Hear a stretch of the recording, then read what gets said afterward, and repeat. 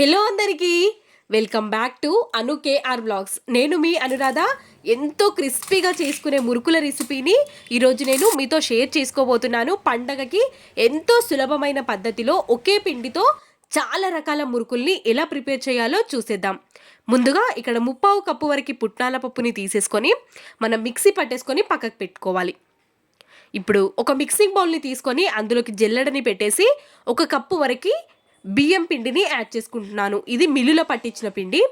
అదేవిధంగా మనం పుట్నాల పప్పుని మిక్సీ పట్టుకొని పెట్టుకున్నాం కదా, ఆ పిండిని కూడా యాడ్ చేసేసుకొని ఒక్కసారి మంచిగా జల్లించుకొని తీసుకోవాలి. ఈ ఎక్స్ట్రా వచ్చిన పిండిని పడేయాలి. ఇప్పుడు 1 స్పూన్ వరకు వాముని తీసుకొని ఈ విధంగా క్రష్ చేసుకొని యాడ్ చేసుకోవాలి.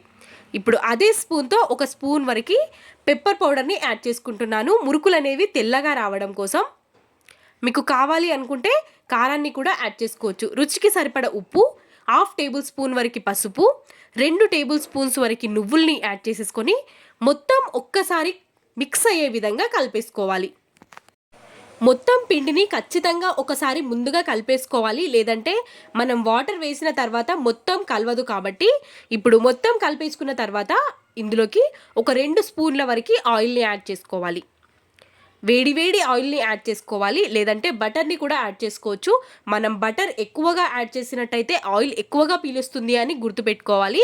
కాబట్టి నేను ఇక్కడ 2 టేబుల్ స్పూన్స్ వరకు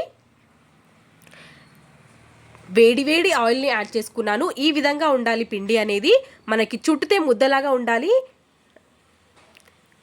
ఇప్పుడు మనం హాట్ వాటర్ని ఇందులోకి కొద్దిగా యాడ్ చేసుకుంటూ పిండి మొత్తాన్ని సాఫ్ట్గా కలుపుకోవాలి. కొంచెం వేడిగా ఉంటుంది కాబట్టి ముందుగా స్పూన్తోని కలిపేసుకొని తర్వాత చేత్తో ప్రెస్ చేస్తూ చేతికి తగిలేంత వేడి ఉన్నప్పుడు మనం చేత్తో కలిపేసుకోవాలి. ఇక్కడ చూపిస్తున్న విధంగా ఇంత సాఫ్ట్గా ఉండాలి పిండి అనేది. మరీ గట్టిగా ఉన్నా మనకి మురుకులు వేసేసుకోవడం కొంచెం కష్టంగా ఉంటుంది. కాబట్టి ఈ విధంగా ఉండాలి పిండి అనేది. ఇప్పుడు మురుకుల గొట్టాన్ని తీసేసుకొని దానికి కొంచెం ఆయిల్ని అప్లై చేసేసుకొని లోపల మీకు ఇష్టం వచ్చిన జార్ని వేసుకోవచ్చు. ఇప్పుడు దీన్ని పక్కకు పెట్టేసుకొని ఒక క్లాత్ని వాటర్లోకి పిండేసుకొని తీసుకుంటున్నాను.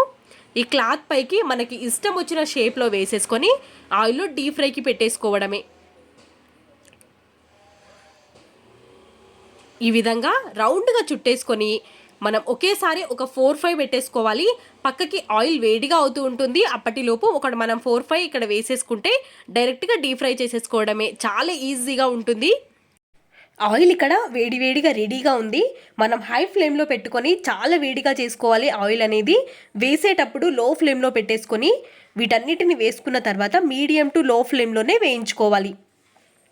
మరి హై ఫ్లేమ్లో వేయించుకుంటే సరిగ్గా వేగవు, మెత్తగా ఉండిపోతాయి. కాబట్టి లో టు మీడియం ఫ్లేమ్లోనే మనం వీటన్నిటిని వేయించుకొని తీసేసుకోవాలి. ఇదే విధంగా మిగిలిన అన్నిటిని కూడా వేయించేసుకొని మంచి కలర్ వచ్చేంత వరకు వేయించుకోవాలి. అప్పుడే మనం తీసేసుకుంటే కొంచెం పచ్చిగా ఉండి ఈ విధంగా కలర్ అనేది ఈ విధంగా వచ్చే విధంగా చూసుకోవాలి. ఇప్పుడు మనం మొత్తం అంతటిని వేసేసి ఇదే విధంగా వేయించుకొని తీసేసుకోవడమే. ఈరోజు నేను కలుపుకున్న ఒకే పిండితో చాలా రకాల మురుకుల్ని వేసేసుకున్నాను. ఇప్పుడు అదే విధంగా మన ప్లేట్ని చేంజ్ చేసేసుకొని ఇక్కడ చూసారా ఎంత గుల్లగా వచ్చాయో మురుకులు అనేవి. చాలా టేస్టీగా కూడా ఉంటాయి. కాబట్టి ఒక్కసారి ఈ రెసిపీని మీరు కూడా ట్రై చేయండి. మీకు ఎలా కుదిరిందో మీ వాల్యుబుల్ ఫీడ్బ్యాక్ని కమెంట్ సెక్షన్లో నాతో షేర్ చేసుకోవడం అస్సలు మర్చిపోవద్దు. నేను ఇప్పటివరకు చేసిన ఎన్నో రెసిపీస్కి మంచి వాల్యుబుల్ ఫీడ్బ్యాక్ ఇచ్చిన ప్రతి ఒక్కరికి థ్యాంక్స్ అండి. ఇదే విధంగా నన్ను ఆదరిస్తూ ఉంటారని. సబ్స్క్రైబ్ చేసుకొని వాళ్ళు కూడా సబ్స్క్రైబ్ చేసుకొని సబ్స్క్రైబ్ పక్కన ఉన్న గంట సింబల్ని క్లిక్ చేయండి. ప్రతి వీడియో మీ వరకే వస్తుంది. Thanks for watching.